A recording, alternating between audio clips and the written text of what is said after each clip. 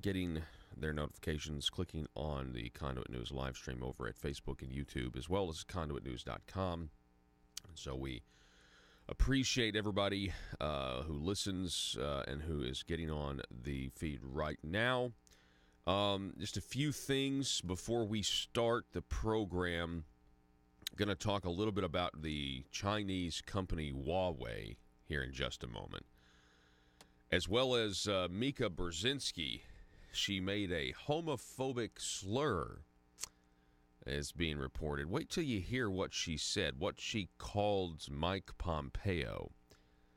That's very interesting. You have Theresa May internationally, who clings to power, vows not to run again, though. So she survived like a vote of no confidence. But then you also have Macron, who faces the same situation as well, because the Yellow Vest protests just continue. So we've got all that coming up on the program and more, and we're going to go live here in 8 seconds.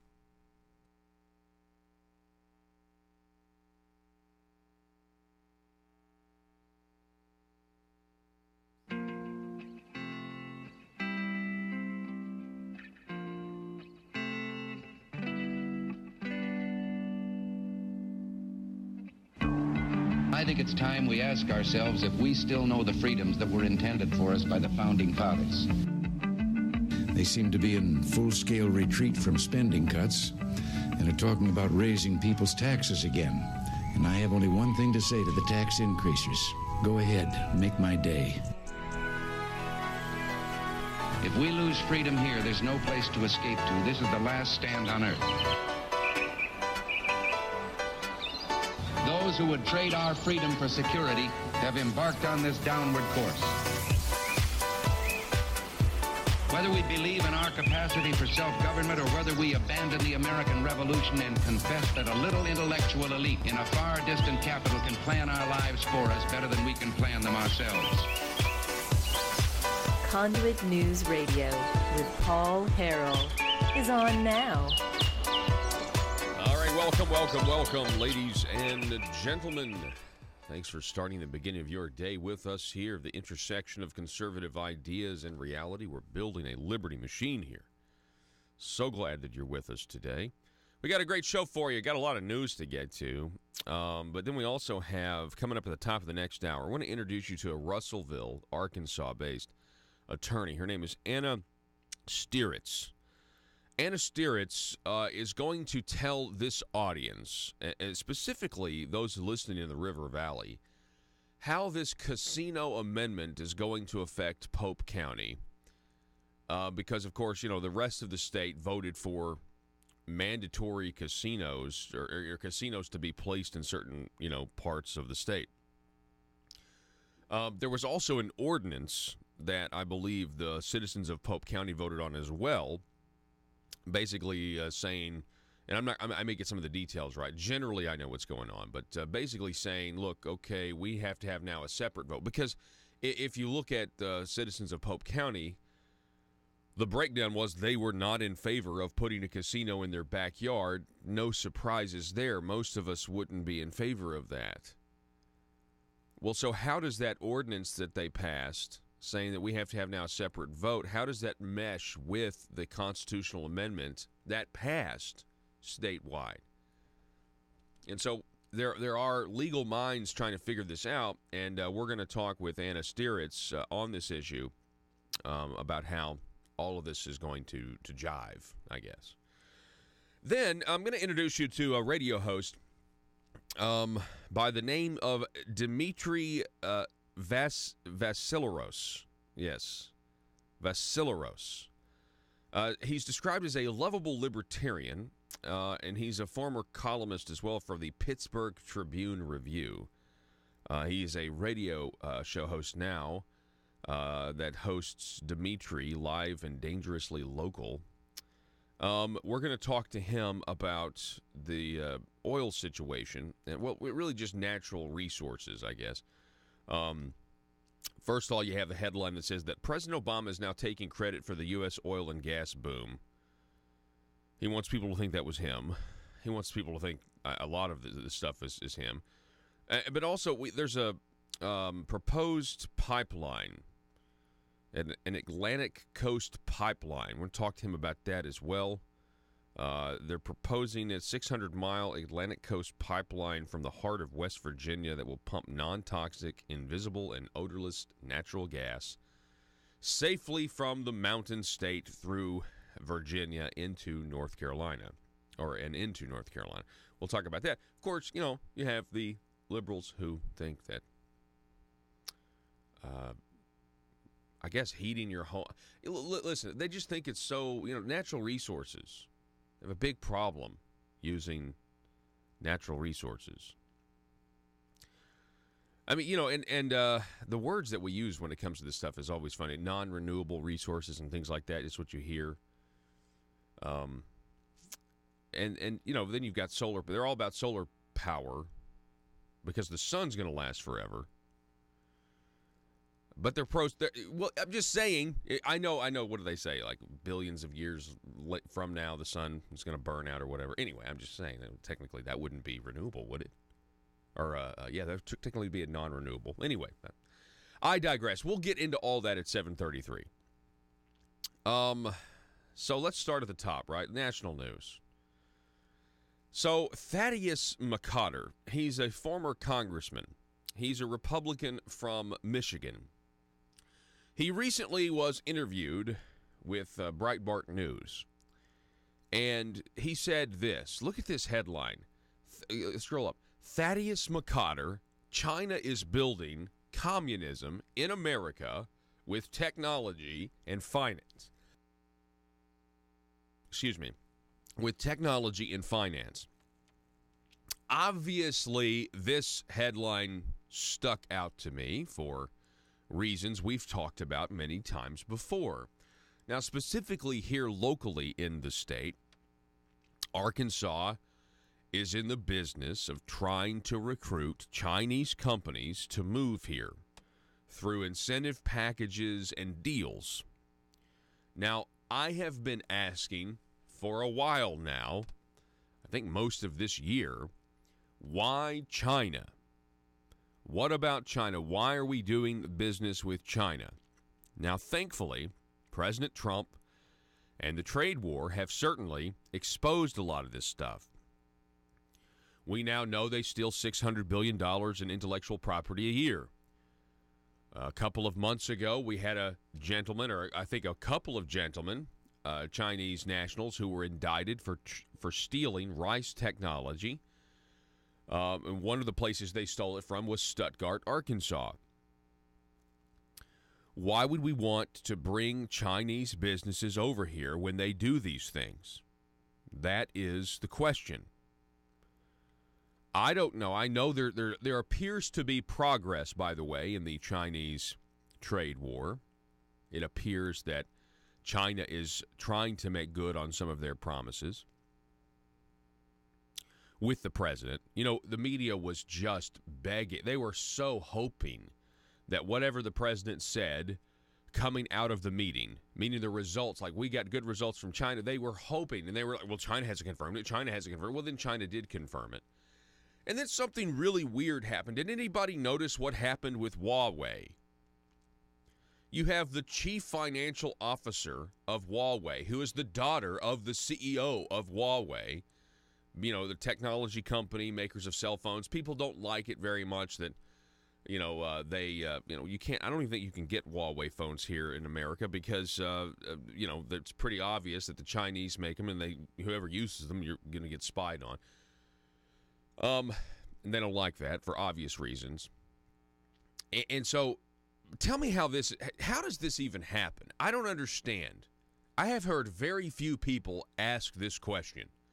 President Trump just gets out of negotiations with the president of China. It's very tense. Everybody is trying to figure out what's going on.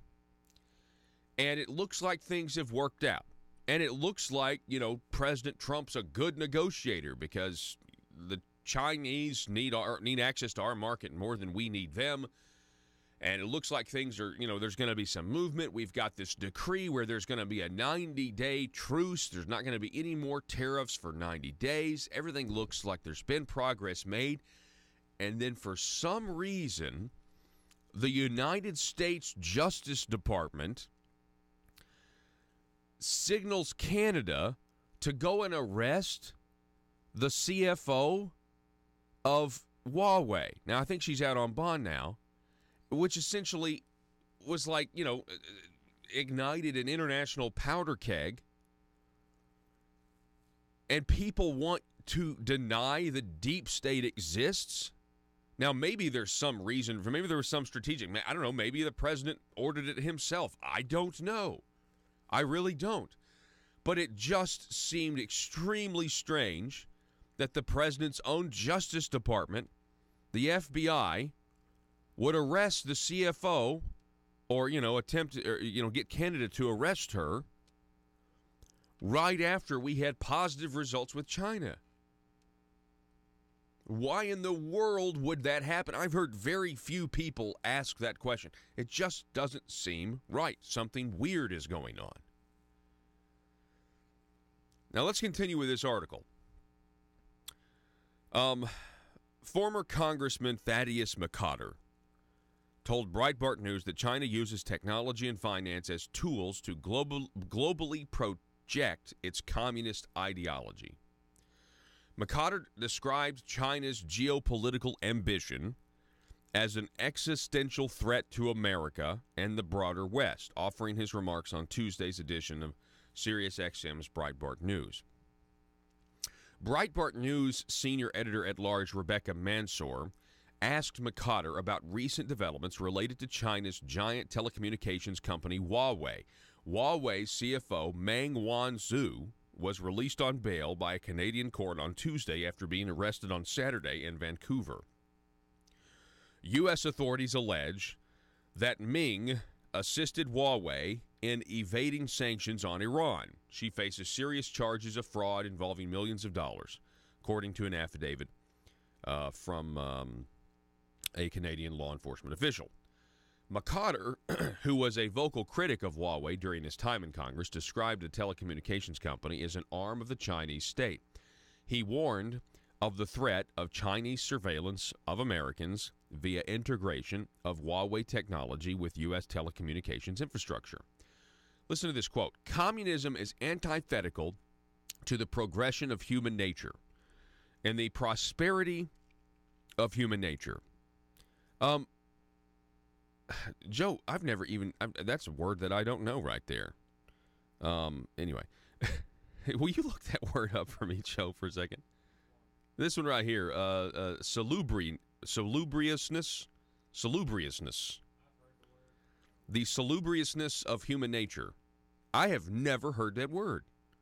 Anyway, when you understand that the People's Liberation Army's former general founded Huawei, and you understood what they were up to, if you understood the influence and operations run by people like that person and his regime, you understand what Huawei was. McCotter continued, Huawei is not a private entity because communist ideology does not allow it to be a private entity. Everything is owned by the state, and you're allowed to use it at their leisure, at their whim. So these are, listen to this. Listen to what this man is saying, former Congressman Thaddeus McCotter. These Chinese companies. So these are front groups. They are not separate organizations. So they are going to be used to get into the technology of the West in those countries of democracy.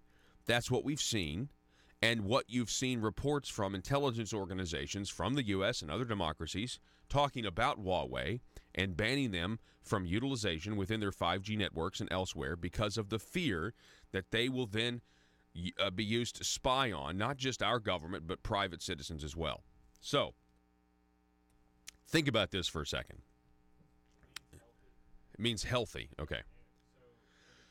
So, I mean, I guess what I have to, what I need to say is this is,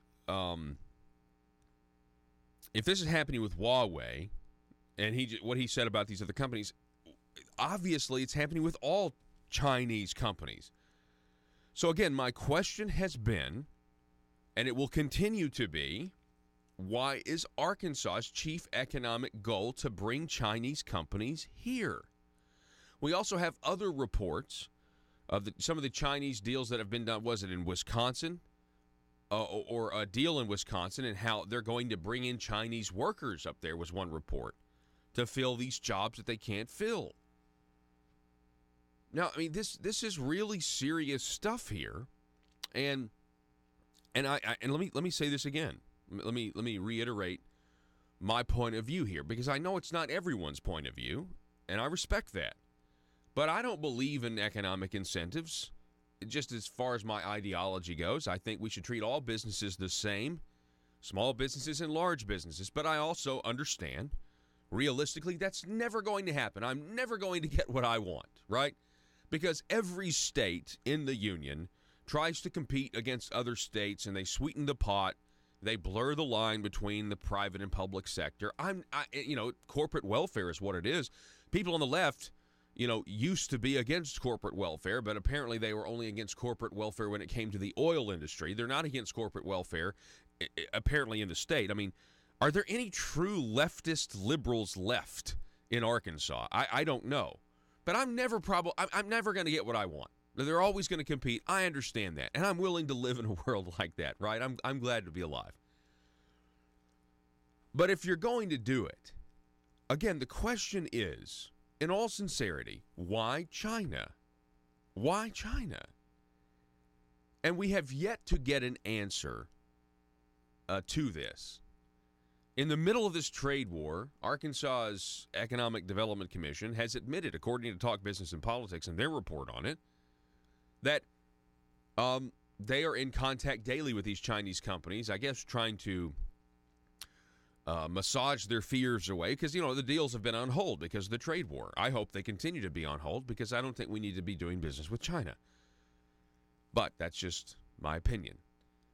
What do you think about this? Thaddeus McCotter, former congressman from Michigan, saying that these Chinese companies, now specifically Huawei, is just a front group for the communist Chinese.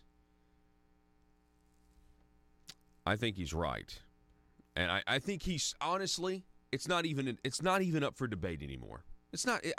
I mean, he is stating the obvious. But for some reason, China and I tell you why. China has so very well funded the American political system, and so people are not as outraged. Your mainstream media that is controlled is not outraged by China's injection of communism. Number one, they were taught in these journalism schools, some of them, Marxism looks really great on a chalkboard, you know what I mean?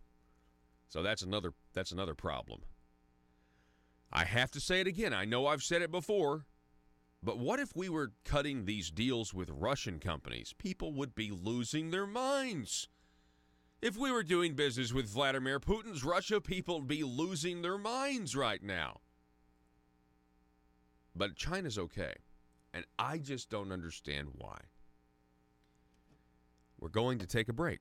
870-275-9799. This is Conduit News Radio. Back in a moment.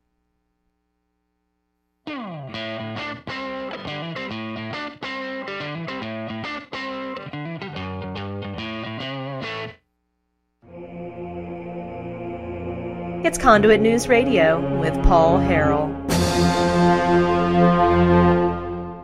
Did anyone see this story? Alexandria Ocasio, I've been calling her Alexandria Ocasio-Cortez, called Sarah Huckabee a liar.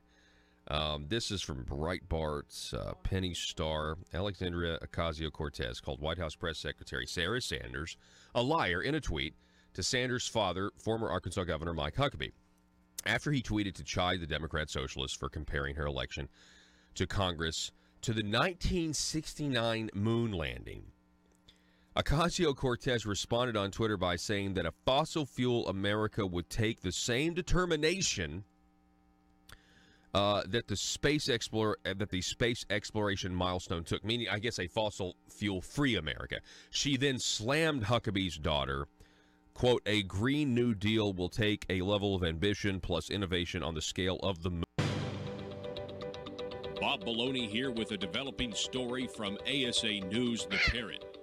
China is coming to Arkansas. We go live to the press conference where the Communist Chinese executive is addressing Arkansans for the first time. Let's listen into the translator. On behalf of the government of the People's Republic of China, we invite you to come and visit the newest named city in Arkansas, China, Delphia. We are very pleased to own an American city. Our communist government is proud to do business with the mediocre state of Arkansas.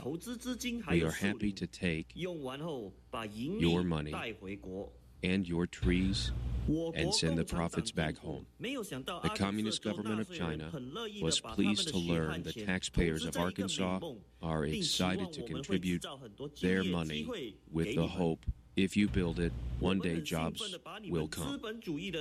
We are excited to take your fields of capitalism and turn them into fields of communism, where every Arkansan has nightly dreams of Mao. China is looking forward to our investment of $1 billion in what is now called Arkansas. We see this as an investment in our future, and that future will be called New Beijing. Chinese investment will make Arkansas a great place for jobs as the People's Republic of China will succeed where the Soviets failed. As we build our roots deep in Arkansas, we are thrilled with the potential new ideas and advancement we will share with our people back home.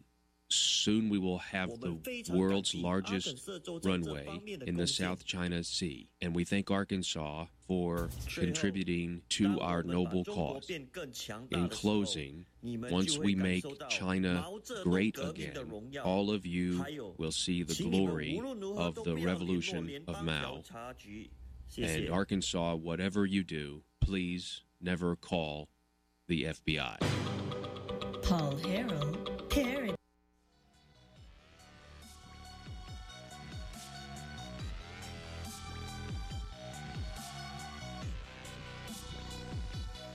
Need your daily news fix?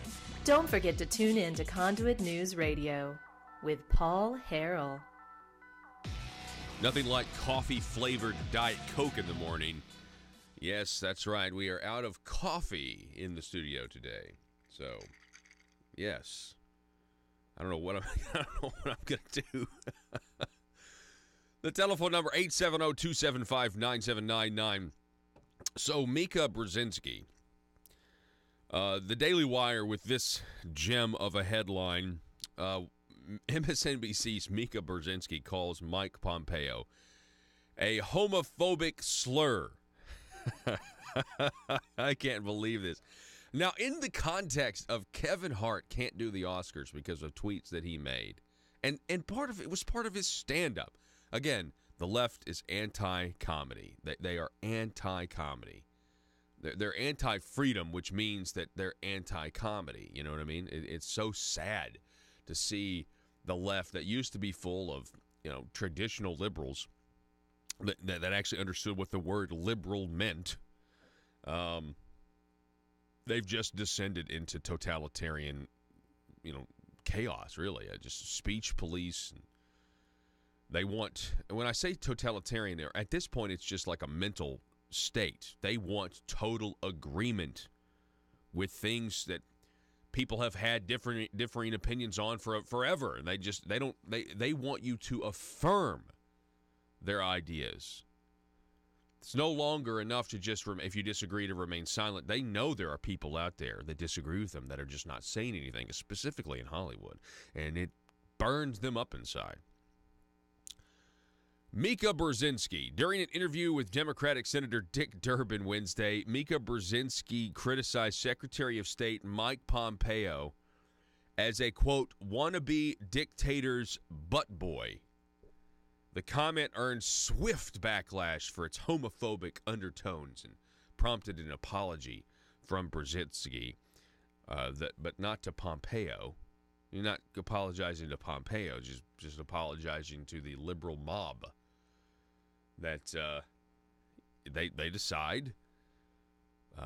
They decide what words are acceptable, what words are not acceptable. The double standards out there are massive, right? I mean, they're everywhere. Kevin Hart, a comedian. Comedians are known to say provocative things, that are outside the cultural norms, even in that bubble they call Hollywood. Kevin Hart can't host the Oscars because he had stuff about homosexuality, fears that his son would be gay, how he would handle it as a father, worked into his stand-up routine, which is an act, by the way. Can't host the Oscars, where we would be wanting you to do more acts, and we would want you to perform for the Oscars as the host. No, can't do it. An actual television journalist, news anchor, Mika Brzezinski, uses the term butt boy, and today, like yesterday, December 12th, she said this. She apologized for it, and everything's fine. Nothing to see here, folks, because she's on our team. Moon landing, Ocasio-Cortez tweeted, "We've done it before, and we can do it again." Now, this is interesting. Joining us now, I want to introduce you to Dr. Jay Lear. He is a PhD in the science, is the science director at the Heartland Institute. You can find out more at heartland.org. Dr. Lear, welcome to the program, sir. Thank you, Paul. A pleasure to be with you. Absolutely. So tell us just a little bit about the left. I've heard this before. The left is calling for a Green New Deal. What do you think about that? Well, I think they want to destroy America as we know it. They want to reverse industrialization, lower the standard of living on the way to a fossil-free world. It is impossible. They are so dumb, they don't seem to understand that for every kilowatt of solar power and wind power they spend our tax money on, they have to have 100% backup of fossil fuel power plants, be they coal or oil or natural gas. They have to be on the ready for when the wind doesn't blow correctly and the sun doesn't shine. So it cannot be done. But on the way to using our tax money to continue to support more wind turbines and solar farms, we will lower the standard of living, eliminate most of the industrialization. It's physically impossible, but they will bankrupt us on the way. Now, they'll wake up one day and recognize that that is the case, but it will be too late for many, because the people affected the most are those in the lower economic levels, because their energy costs are a higher percentage of their family income than people that are better off. It is the worst thing in the world. They want to spend more money on researching green things. They want to make it impossible to provide electricity with fossil fuel, and they think wrongly that emitting carbon dioxide has anything bad. There is no physical evidence whatsoever, Paul, that the carbon dioxide emissions that have increased since the World War II have had any impact on the temperature of this planet. Everything you read that says, oh, we're in trouble, we're at a tipping point, it's all mathematical equations that were ginned up by people getting billions of dollars from the government to prove that increasing carbon dioxide is going to increase the planet temperature, and that's a bad thing. Everything about it is wrong-headed, and of course that woman is a moron. Now, I think she's wonderful for the conservative movement, because people will wake up eventually to the fact that she...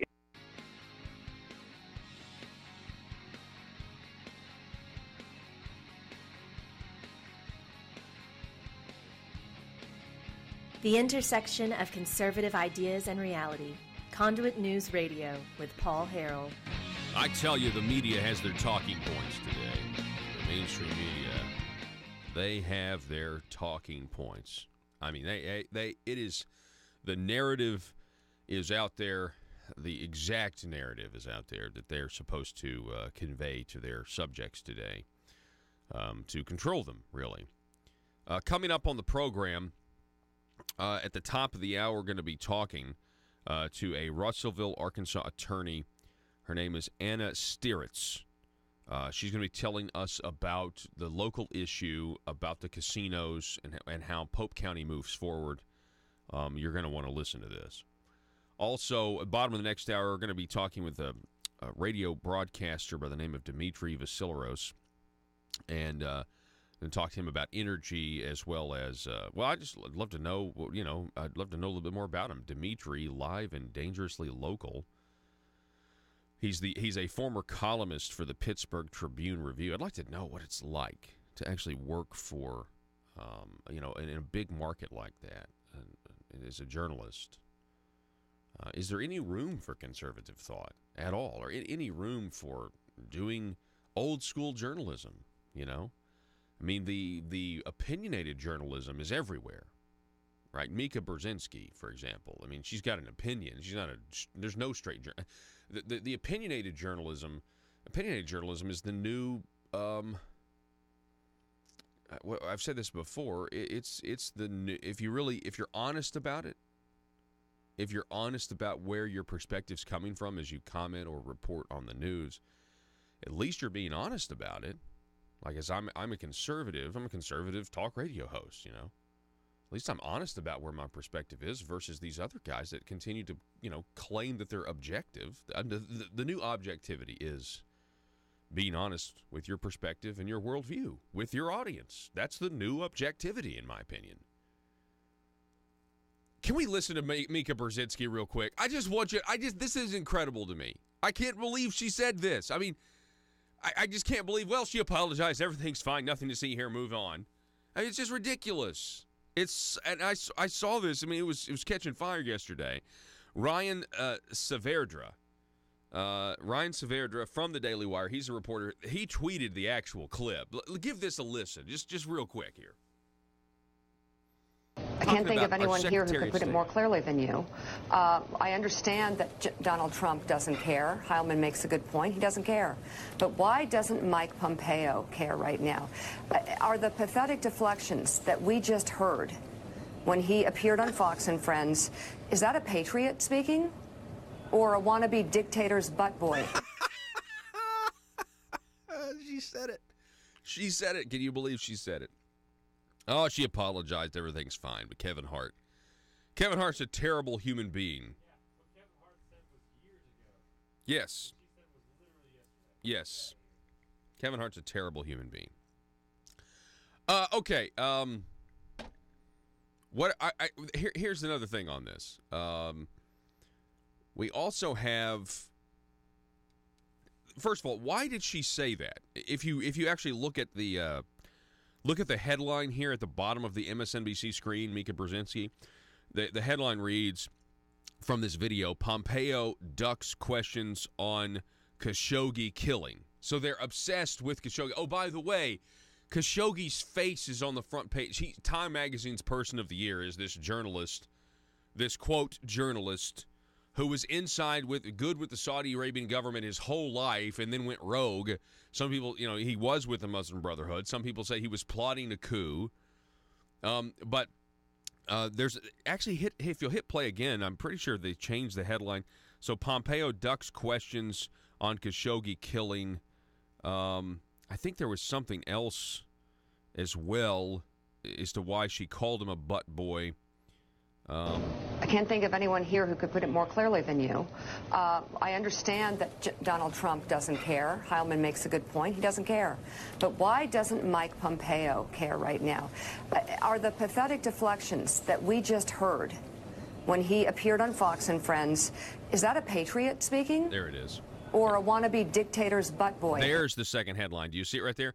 Pompeo reports that CIA colluded with Mohammed bin Salman is inaccurate. Meaning, so Pompeo is saying that the CIA reporting that it was MBS, Mohammed bin Salman, that he ordered the Khashoggi murder is inaccurate. Pompeo is saying the CIA's report is inaccurate. This is driving them nuts, by the way. They can't, because they're convinced that Donald Trump is is loyal to the Saudi Arabian government. He's a KGB agent. He's a Nazi. Oh, and by the way, he's loyal to the Saudi Arabian government. I'm sure their outrage at the current leadership in Saudi Arabia has nothing to do with the fact that he held all of these, members of the Saudi royal family. When he assumed power, he held them captive in the Ritz-Carlton in Saudi Arabia, and it was basically a shakedown. And one of the guys that he held there was that Alawid, who has a giant stake in financing Twitter. He's got a giant stake in Twitter. I'm sure it has nothing to do with when bin Salman got in there, that he changed a lot of stuff that we don't even know about, quite frankly. But certainly, I mean, you have to understand something here. Donald Trump, according to the press, this is just my take on it, Donald Trump upsets the international order of things, right?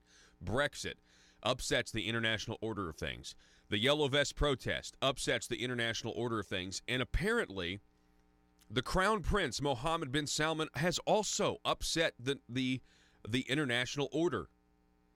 Because you just look at who they focus on. Look at who they attack, and you can tell who they really have a problem with. We're supposed to believe that some guy who got chopped up in the Middle East is news? That happens all the time. We're supposed to take Turkey's word over Saudi Arabia's when both of them are not credible and both of them are capable of massive human rights violations? But Paul, he was a journalist that wrote for the Washington Post. Yeah, he did write for the Washington Post. It'd be like if you were in the Italian mafia your whole life, and all of a sudden you start writing stories criticizing the Italian mafia. You don't think there's going to be something bad happen to you? I'm not excusing it. Yeah, the Saudi Arabia clearly, yeah, they wanted this guy dead. I'm not arguing with that. But no one really wants to ask the real question is, why did the Washington Post start to post his articles in Arabic? Once they started posting his articles in Arabic, it was over. You know? There's just more. It's not as black and white as people want to make it. That's all. But because of, so they're so obsessed with Khashoggi, they've put his face on the cover of Time magazine, and they're so upset that Mika Brzezinski loses it and uses a homophobic slur. Think about that for a second. She lost her composure for a moment, and she used the homophobic slur term, and now, because they're so mad, how dare you say that the CIA's report about MBS and Khashoggi and him orchestrating it is, quote, inaccurate. How dare you say that? It's almost as if, well, I'll just leave that open for interpretation. The mainstream media, they get their narrative, they get their talking points, and they run with it. Now, Khashoggi is technically not the Time magazine person of the year. His face is on the cover, but it's actually highlighting 4 different journalists, I think, or journalism groups. They call them the Guardians or whatever, right? These are the Guardians. They want to highlight. Now, the reason they're making the news media, now think about that. Time magazine is essentially saying the news media is the person of the year. Does anyone think that that's ridiculously offensive? That they, in the reason the news media or these journalists are the people of the year is because the president has been successful at pointing out how bad the media is at their job, or to assume worse motives, how intentionally deceptive they are. The president's been saying that the fake news media is the enemy of the American people, which is not a new concept. People want to claim that, well, there was the bomb scare at CNN, and that's the president's fault because he calls us the enemy of the American people. If you are out to intentionally mislead the American people, then yeah, you are their enemy, especially when knowledge is power. The fake news media is the enemy. This is not a new phrase. Pat Caddell, former pollster for Jimmy Carter, coined the term in the wake of the 2012 Benghazi September 11th attacks, when the media refused to give the people the truth in the height of a presidential election between Obama and Romney. The media refused to do their jobs on the video, on the cover-up in Benghazi. They refused to report the truth to people because they wanted Barack Obama in power, period. The telephone number, 870-275-9799. All right, let me tell you what the media's talking points are today. You want to know what they are? Michael Cohen has been sentenced to 36 months in prison. Let me see here. Here's the Zero Hedge article, Joe. Michael Cohen sentenced to 36 months in prison. Cohen has been sentenced for crimes far below the guideline, let's see here, 51 to 63 months. Cohen has also been hit with a forfeiture of $500,000, a restitution of $1.4 million, and a fine of $50,000. He will be allowed to voluntarily surrender on March the 6th. Judge Pauly has responded following Cohen's statement, saying Mr. Cohen's crimes implicate a far more insidious crime to our democratic institutions, especially in view of his subsequent plea to making false statements to Congress. Cohen has spoken, telling the judge, recently the president tweeted a statement calling me weak, and he was correct, but for a much different reason than he was implying. It was because time and time again I felt it was my duty to cover up his dirty deeds. That statement right there is what got him below the sentencing guidelines. That statement right there is exactly what he wanted to do. Now, what are the media's talking points? Well, you will hear this phrase. I heard it yesterday, and you're going to hear it continuing today. The phrase is this: influencing the 2016 elections. To influence the 2016 elections. Yeah, that's what I posted on Twitter, or that's what I posted on Facebook, Joe, actually. So you're one step ahead of me here.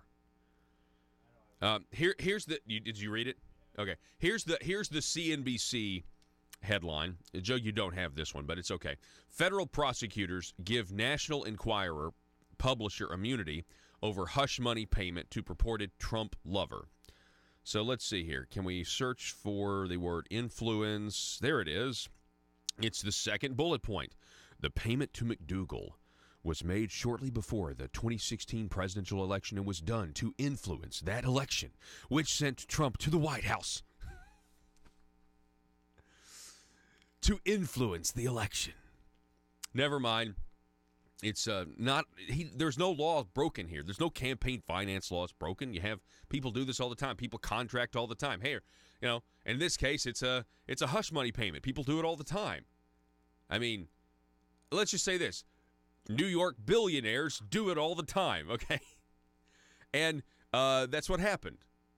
And he said, sign this and don't say anything about it, and here's your money. Right? It's my personal money going to you. There's nothing illegal about that. But they're using this term to influence the outcome of the election to try to get the sheeple to think that some sort of actual crime happened. Is it a moral thing to do? Well, the affair itself was not moral. Now, and here's this, I say this thankfully for Republicans. President Donald Trump has always been transparent about what kind of guy he is. Now, no, he wasn't going to the podium and saying, "Oh, by the way, I've had an affair at some point in the past." Pretty sure everybody assumed that was the case. Right? President Trump did not run saying that he was the moral standard. President Trump did not run saying, I'm going to lead us, lead our country back to where, we're going to comply with a list of do's and don'ts, and I am, the perfect. He didn't run on a perfection ticket.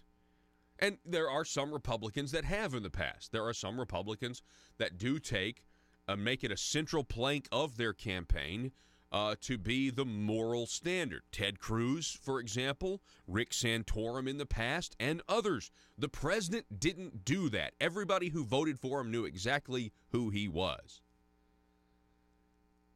And see, if he had run as the traditional Republican would have done, squeaky clean, this story would be very damaging to him. But it's not. And so instead, he made the payment to influence the election. Here's a headline for you. Here's a headline for you. Donald Trump ran for president to influence the outcome of the 2016 elections. Every time you see this in the news today and on the Sunday shows coming up this weekend, I just want you to think about that for a second. They're just mad that he won.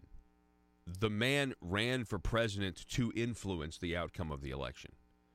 Everyone in politics does things that are perfectly legal to influence the outcome of the election. They want you to think he did something illegal, and he didn't. Where's the crime?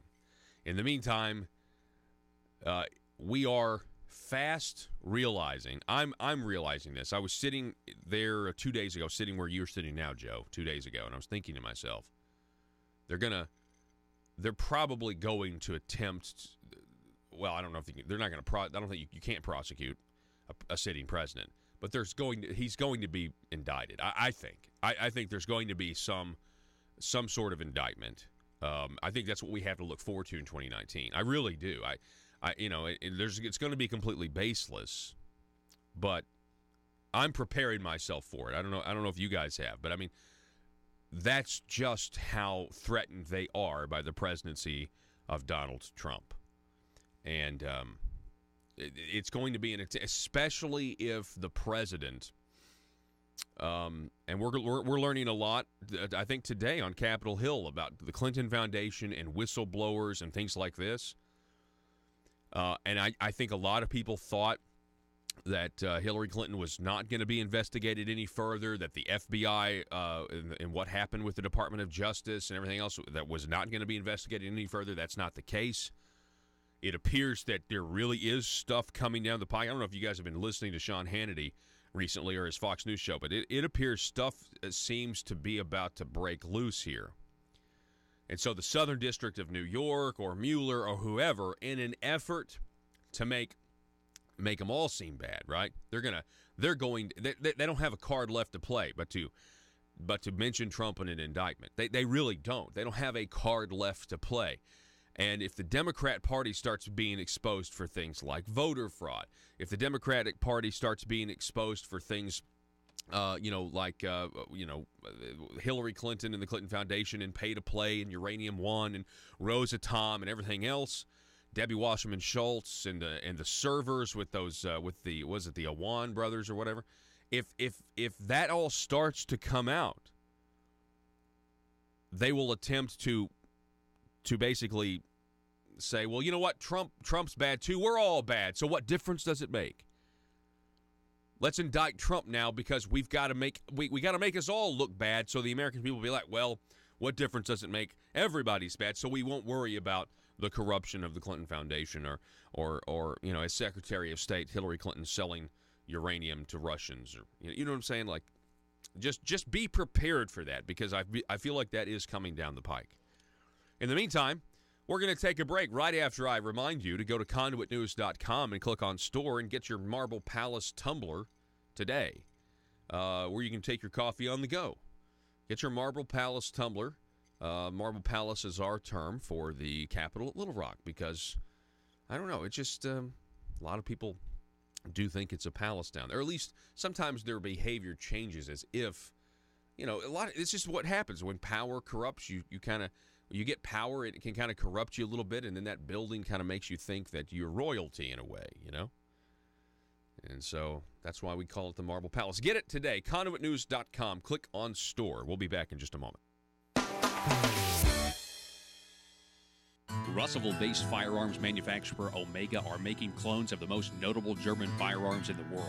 These delayed rotor-lock firearms have been and are currently used by law enforcement and military worldwide. At Omega, they manufacture their guns right here in Arkansas and produce the best reproduction in the marketplace that comes with a complete 5-year warranty. At Omega, they take firearm manufacturing seriously and offer discounts to active and retired law enforcement. Whether you're using Omega firearms to defend the public, defend your family, or for target practice, Omega has your back. For pricing, go to omega-guns.com. That's omega-guns.com. If you're like me, you believe that small business is the heart of Arkansas's economic engine. and it should be viewed that way by the politicians in Little Rock.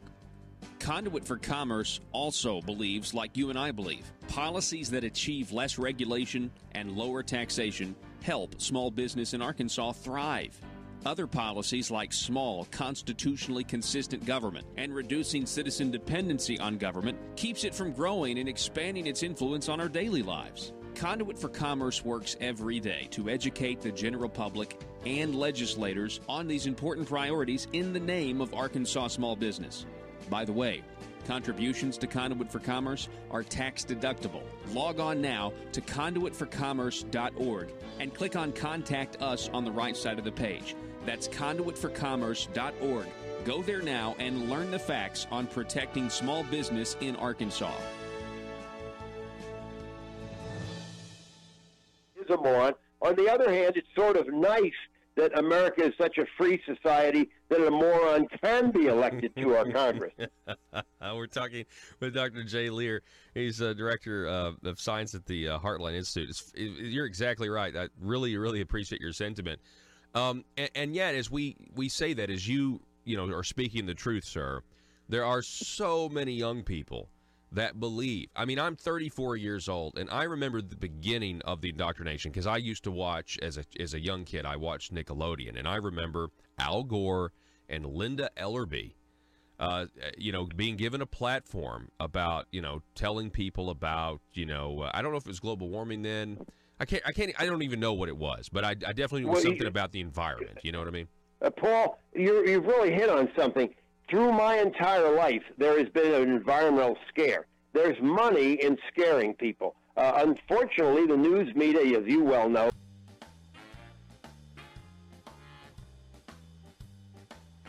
exposing the truth and everything the Marble Palace establishment keep trying to cover up. It's Conduit News Radio with Paul Harrell.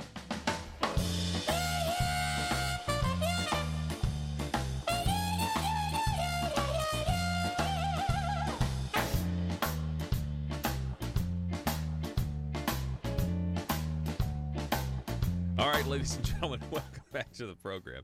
The phone number is 870-275-9799.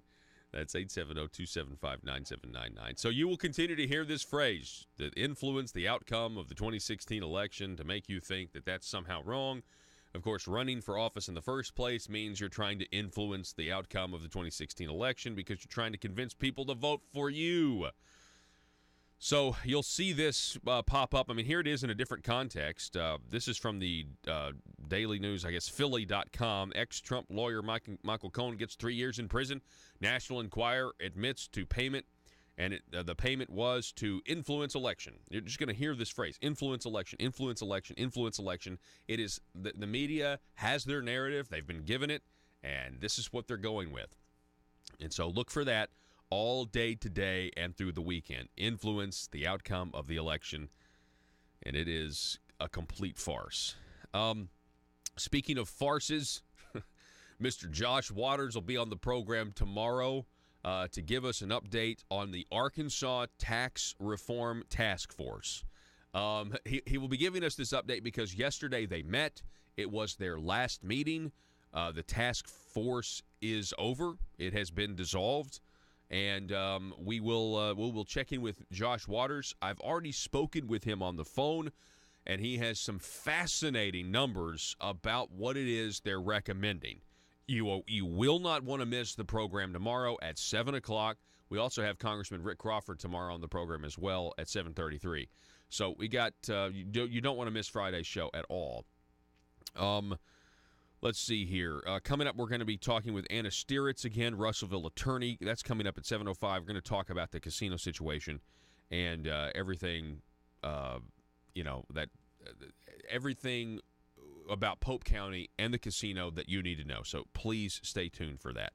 Recently, students and the liberal left have been very, very upset with the Christmas song, Baby It's Cold Outside, because it promotes a rape culture, because it also is misogynistic, trying to get a woman not to leave because it's cold outside, and because the man in the song is pursuing the woman, and They want you to somehow believe that women don't like to be pursued, which, guys, that's just not true, just so you know. It's, I mean, not to say that no doesn't mean no. I'm not suggesting that. I'm just saying that there's a biological, there's a biological norm out there between men, and women, you know what I'm talking about. So, there was recently a video that went around, Campus Reform. Maybe we'll have time for this. Campus Reform, a YouTube channel, they went around and they asked people on college campuses what they thought about Baby It's Cold Outside. And the virtue signaling was just absolutely fantastic. And all these people saying, yeah, we need to change the lyrics of the song if we're going to sing it. It's offensive. And, it just promotes. And then you have some people that just thought it was stupid. But then you had others when they were asked, well, what about rap music? When they were asked about rap music, they said, well, no, that's different. Rap music is different. And the hypocrisy, the amount of hypocrisy when students are asked why they're upset about Baby It's Cold Outside, but they're not upset about rap culture. We'll have that next hour as well.